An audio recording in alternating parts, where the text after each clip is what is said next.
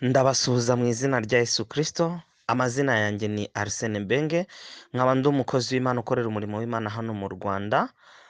Uyu munsi wa none nkaba ndi umutumirwa w'Ijuru Ririho TV, kugira ngo tubashe kuganira ijambo ry'Imana. Uyu munsi wa none ijambo rivuga ngo ubuntu bw'Imana aho bugeze bwica amategeko, niwo mutwe w'ijambo tugiye kuganiraho. Reka dusome ijambo ry'Imana riboneka muri Esiteri ibice bitanu, umurongo waho wa mbere turageza ku murongo wa kabiri. Dusome mu izina rya Yesu. Bukeye ku munsi wa gatatu, Esiteri yambara imyambaro y'ubwamikazi ajya mu rugo rw'ingombe rw'inzu y'umwami, kandi umwami yari yicaye ku ntebe y'ubwami mu nzu y'umwami areba mu muryango. Nuko umwami abonye umwamikazi Esiteri ahagaze mu rugo, Esiteri amutonaho. Umwami atunga Esiteri inkoni y'izahabu yari afite mu ntoki. Esiteri aherako yigira hafi, akora ku mutwe w'inkoni. Mwakire neza ijambo ry'Imana. Reka twongere dusome ijambo ry'Imana riboneka muri Samweli wa mbere ibice 16, ibice 16, dusomeho ku murongo wa gatanu. Ku murongo wa gatanu, hanyuma dusimbuke dusome ku murongo waho wa 11. Aho ngaho niho nshaka ko dusoma. Umurongo wa gatanu uravuga ati ni amahoro, nzanwe no gutambira Uwiteka igitambo, nimwiyeze muze tujyane ku gitambo. Kandi yeza Yesayi n'abahungu be, abahamagara kuza ku gitambo. Umurongo wa 11 uravuga ngo Samweli abaza Yesayi ati, abana bawe bose naba? Aramusubiza ati, hasigaye umuhererezi ariko aragiye intama. Samweli abwira Yesayi ati, mumutumire bamuzane kuko tutari bujye kurya ataraza. Mwakire neza ijambo ry'Imana. Ijambo ry'Imana rero twari turi gusoma hano, umutwe w'ijambo natangiye mbabwira ngo uravuga ngo ubuntu bw'Imana aho bugeze bwica amategeko. Impamvu nkubwiye iri jambo nuko nawe ahantu ushobora kuba warageze bakagushiriraho imipaka, nuko nawe hari ahantu ushobora kuba warageze bakagushira mu kato. Wenda n'umuryango wawe ushobora kuba waragushize mu kato, wenda n'umuryango wawe ushobora kuba warakwambuye agaciro kawe, wenda n'umuryango wawe ushobora kuba warakwambuye agaciro kawe. Nta n'ijambo ugifite mu muryango, bakoresha inama ntibaguhamagare kubera ko nta gaciro ugifite mu muryango. Bavuga wenda n'inshuti zawe, abo wiganye bakakwibagirwa, abavandimwe bavukanye nabo bakakwibagirwa. Ibyo byose byikubitiramo kubera ko nta buntu bw'Imana ushobora kuba ufite. Ariko ndakubwira ngo umutwe w'ijambo nakubwiye ngo uravuga ngo ubuntu bw'Imana aho bugeze bwica amategeko. Nukuvuga ngo iyo ufite ubuntu bw'Imana, ibyo byose nubwo babikora, haleluya, Yesu ashimwe cyane, nubwo bakora ibyo byose bagapanga inama zabo, ntibaguhamagare, bakagushira mu kato, umuryango ukakwanga, ntiyagire n'umuntu n'umwe uguhamagara, umva nkubwire ngo ibyo byose ako kato bagushizemo n'amategeko bashizeho, baravuga ngo iri ni itegeko ry'umuryango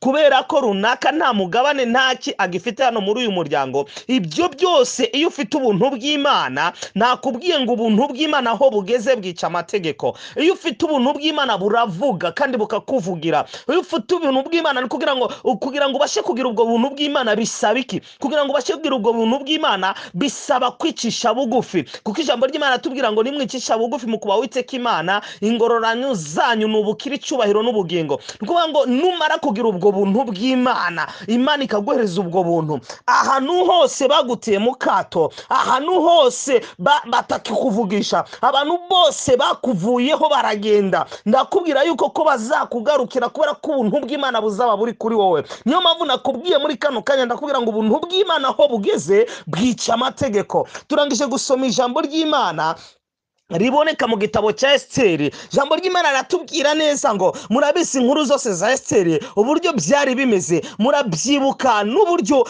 ndakeka izi nkuru mwese mwarazisomye kandi buri muntu wese arazisoma arazisobanukirwa. Ntago ngiye gusobanuraho byinshi kuri izi nkuru kubera ko mwigeze kuzisoma kandi munazisobanukirwa, ariko ikintu nshaka kukubwira kuri ubu buntu bw'Imana Esiteri yari afite, uburyo bwageze igihe bw'iki tegeko ryari rimaze kugera ibwami. Ni ukuvuga ngo mu gihugu cya Suwerusi icyo gihe yari afite itegeko yuko nta muntu n'umwe ugomba kumusanga ibwami umwami atamuhamagaje. Haleluya, Yesu ashimwe cyane. Uri kumva iryo tegeko neza? Kuvuga ngo nta muntu n'umwe ugomba kwegera ibwami ahegere umwami atamuhamagaje. Kuvuga ngo uwo muntu wese uzegera ibwami umwami atamuhamagaje agomba kugira gute? Kwicwa. Haleluya, Yesu ashimwe cyane.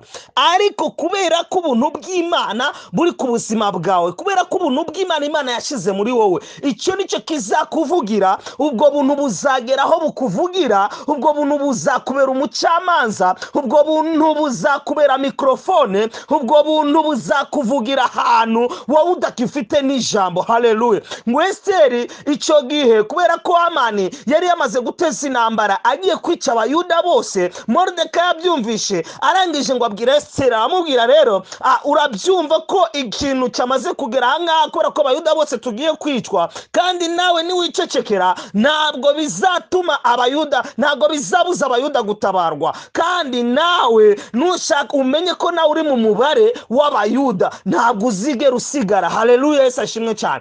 Ariko iryo jambo Moridekayi akimara kuribwira Esiteri, Esiteri yararyakiriye. Akimara kuryakira arababwira rero mugende mufate amasengesho y'iminsi 3 musengera, kandi mudusengera twese, musengera abayuda bose muri rusange. Nanjye ngiye gufata amasengesho amwe n'abaja banje, tugiye gusenga Imana muri iminsi 3, kandi nyuma y'iminsi 3 nzagenda ku mwami umwami atampamagaye, kugira ngo nzagende mvugane n'umwami, kandi ndizera ko icyo nzamusaba cyose kizanzagihabwa kubera ubuntu bw'Imana yari yizeye afite muri we. Ngo barangije gusenga amasengesho y'iminsi 3, ndi kwihuta, amasengesho y'iminsi 3 barangije kuyasenga. Haleluya.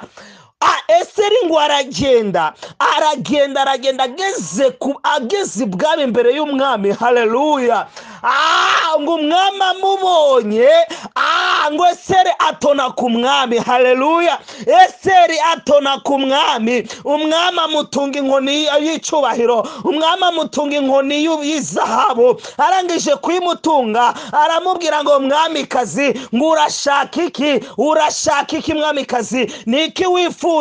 Nubwo wakwifuza 1/2 cy'ibihugu byose nyoboye ndakiguhereza. Niki wifuza? Umva ubwo buntu bw'Imana aho bugeze, uburyo bwica amategeko. Ubuntu Esiteri yari afite buramuvugira, bumubera mikrofone, bwinjira mu mwami. Umwami ahindura itegeko yari yarashizeho ko nta muntu n'umwe ugomba kugera ibwami. Byari itegeko ry'Abamedi n'Abaperesi kuko ritagomba guhindurwa. Haleluya, haleluya, haleluya, haleluya. Yesu ashimwe cyane.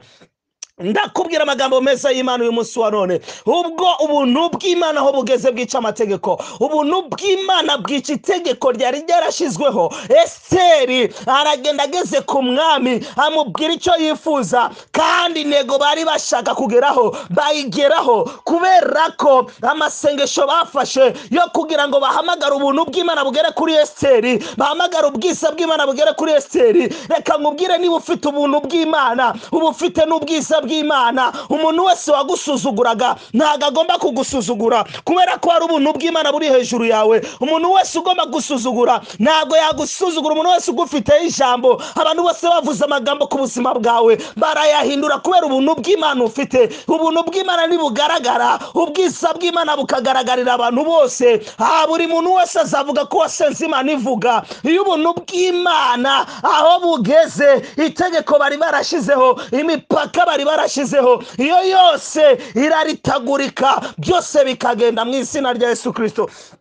Twongeye turasoma ijambo ry'Imana, ndi kwihuta kugira ngo tubashe kurangiza. Twongeye turasoma ijambo ry'Imana riboneka muri Samweli ibice 16 umurongo wa 5 twasomye n'umurongo wa 11. Umva nkubwire, aya n'amagambo ya Dawidi uburyo yaje kuba umwami, kuko ijambo ry'Imana ryaje kuri Samweli riramubwira ngo bukeye, ngo icyo gihe ngo bukeye, ngo Uwiteka abaza Samweli ati, ngo uzageza he kuririra Sauli kandi naze ko aba umwami wa Isirayeli? Haleluya. ngo uzuze ihembe ryawe amavuta ngo utume kuri Yesayi w'i Betelehemu kuko niboneye umwami mu bahungu be. Haleluya. Hanyuma Samweli aramubaza umwami ngo none se Sawuli nabyumva ko azanyica? Mama aramubwira ngo kenda umubwire ngo ubabwire umuntu wese uzakubaza ubabwire ko ugiye gutambira Uwiteka Imana igitambo. Haleluya. Ndi kwihuta cyane kubera ko iminota ndi kubona iri kugenda irangira, ariko ijambo ry'Imana rirambwira ngo Samweli yuzuza ihembe amavuta ngo aragenda, ngo amaze kugera imbere aho abona Yesayi,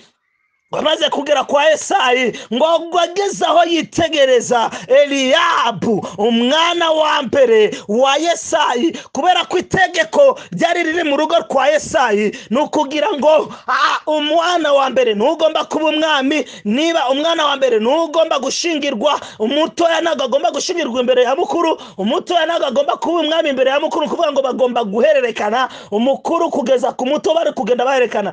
Ariko ibyo ngibyo ntabwo Imana ibyitaho.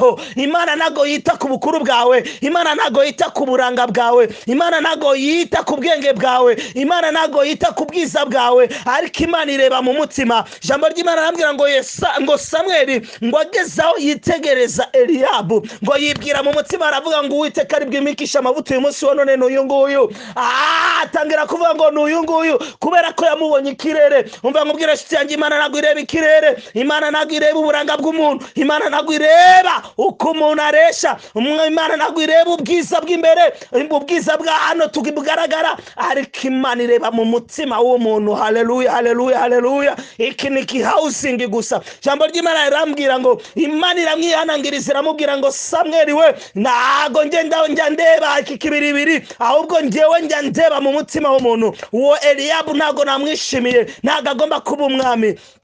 Yesaya abyumvishe arangije aravuga ngo none se ko ndi kubona mwanze Eliyabu kandi ari we mwana wanjye wa mbere, akaba ari ryo tegeko ryari riri hano mu rugo rwanjye. Umva nkubwire rero, nanjye rero reka nkwereze basi umwana wa kabiri. Umwana wa kabiri ari we witwa Abinadabu, reka mukusanire kugira ngo ndebe niba hari icyo wamumarira, kugira ngo ndebe niba hari wo washira umwami. Samweli kubera ko yari yamaze kwinjirirwa n'umwuka w'Imana, kubera ko Imana yari yamwihanangirije, hanyuma Samweli arahita amubwira Yesaya, aramubwira ngo ya uyu ntago Uwiteka Imana mwishimiye nanone.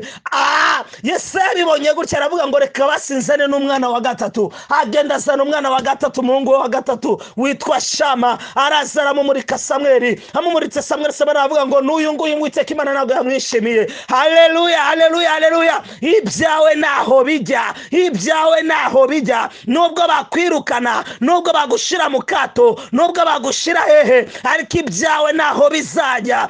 Uwiteka Imana iracyabikomeje, Uwiteka Imana iracyarize isezerano ryayo. Ubuntu bw'Imana aho bugeze bwica amategeko yose bashizeho. Umva nkubwire, hanyuma Yesaya amaze kubona ko abana bose batatu babanze, arangije ngo afata abana be barindwi ngo abashiraho ngaho, aribagirwa umwana we wa munani ari we witwa Dawidi. Aramwibagirwa. Amaze kumwibagirwa, umva nkubwire, ijambo ry'Imana arambwira muri Zaburi ibice 27 umurongo wa 10 ngo ubwo data na mama bazandeka, ngo ariko Uwiteka Imana izandarura. Nubwo data na papa wawe yakureka, mama wawe akakureka, inshuti zawe bakakureka, abavandimwe bawe bakakujugunya, buri muntu wese akagutera amagambo, ariko reka nkubwire ngo Imana kubera ko itagikiranirwa ngo yibagirwe imirimo. Haleluya. Imana ntago igira banura ku butoni. Haleluya. Mu mahanga yose ubwo uyubaha agakora ibyo gukiranuka ngo Imana iramwemera. Umva nkubwire, Dawidi kubera ko yari ari mu ishamba, karakana kibera mu ishamba, ijambo ry'Imana rirambwira neza ngo haleluya, haleluya. Samweli ngo Yesayi ngo amurika abana be barindwi bose ngo abashiraho ngaho imbere ya Samweli. Samweli agenda kuwa mbere avuga ngo uwa mbere namwanze, uwa kabiri namwanze, uwa gatatu namwanze, uwa kane ndamwanze, uwa gatanu ndamwanze, uwa gatandatu ndamwanze, n'uwa karindwi ndamwanze. Aba bose nagaribo Uwiteka Imana yishimira, nagari abangaba. Umva, bigeza naho umuhanuzi Samweli ari we ujya kubaza Yesaya, abaza papa umwana wibyari ukamwibagirwa. Ariko bigezaho Samweli ari ubaza papa w'umwana ngo mbese, umva iryo jambo, mbese nta muntu wundi usigaye mu muryango wawe. Hanyuma nibwo umwana Yesayi papa Dawidi nibwo yahise yibuka ngo hari akana cyakoze hari akana k'agahererezi karagiye intama kari mu ishamba ntago kari hano. Haleluya, Yesu ashimwe cyane. Bazakwibagirwa ariko Uwiteka Imana ntago izigera kwibagirwa n'umunsi wa rimwe, kuko Imana igufiteho umugambi mwiza, kuko Imana hari ikigushakaho. Haleluya, Imana ni nziza ku buzima bwawe kandi igufiteho umugambi mwiza. Baramwibagirwa ariko Yesayi akimara kuvuga ngo hari agahererezi kari mu ishamba karagiye intama, Samweli yahise amubwira ngo nimumutumiraze kuko tutari bujye ku meza uwo mwana atari yaza. Umva, bazagutegereza mu nama bari gupangaho imiryango bakakwibagirwa, ariko ubuntu bw'Imana nibugaragara kuri wowe, ubwo bwiza bw'Imana nibukuzaho, bazagutegereza ngo ntago turi bujye kurya uwo mwana atari yaza.